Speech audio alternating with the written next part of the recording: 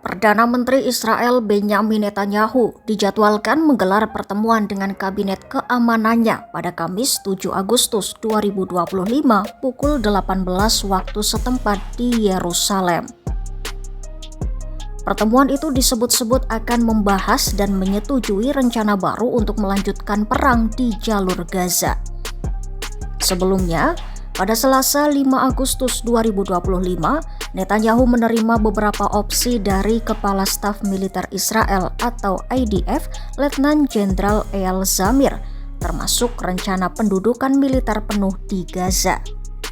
Namun, langkah tersebut menuai peringatan dari kalangan militer sendiri yang menilai pendudukan penuh bisa menyebabkan banyak korban jiwa di pihak Israel. Menurut laporan media publik Israel, para pejabat militer memperkirakan puluhan tentara Israel bisa tewas dan banyak lainnya terluka jika operasi tersebut dijalankan. Selain risiko terhadap pasukan, para pejabat juga mengingatkan pendudukan penuh bisa membahayakan nasib para sandera yang masih ditahan Hamas. Meski begitu, Netanyahu dikabarkan menolak saran agar operasi dilakukan secara bertahap. Netanyahu malah memerintahkan militer untuk menyiapkan rencana pendudukan penuh Gaza. Sementara itu, pemimpin oposisi Yair Lapid menolak rencana pendudukan penuh.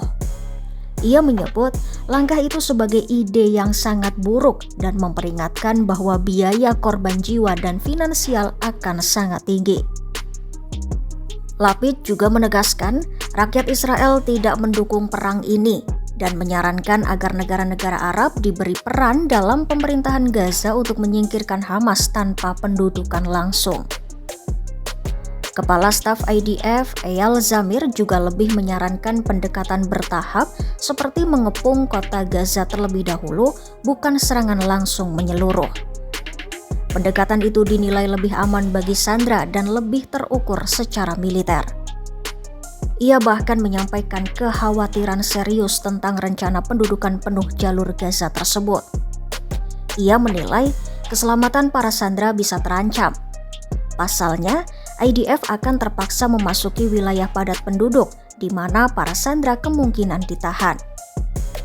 Zamir khawatir jika pasukan terlalu dekat, para sandera bisa dibunuh oleh penculik atau terkena serangan tidak sengaja oleh IDF sendiri seperti yang terjadi sebelumnya pada 6 sandera tahun 2024. Ya, IDF sendiri sejauh ini menahan diri untuk tidak menyerang wilayah yang diyakini menjadi lokasi sandera guna menghindari resiko mereka terbunuh.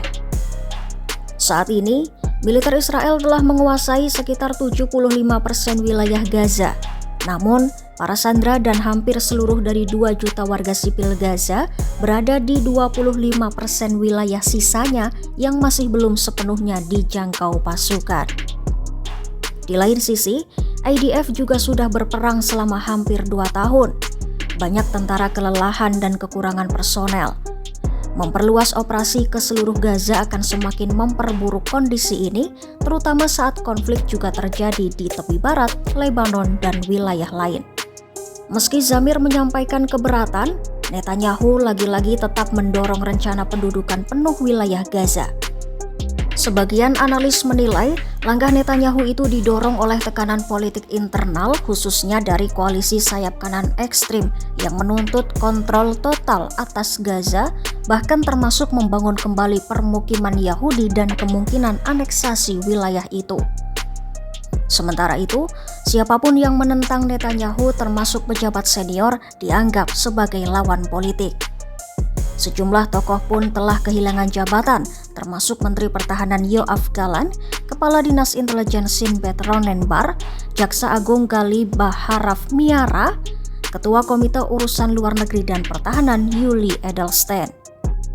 Kini, Legend Zamir pun dilaporkan mendapat tekanan serupa. Beberapa pejabat di kantor Netanyahu bahkan menyatakan Zamir sebaiknya mundur jika tidak setuju dengan arah politik perang.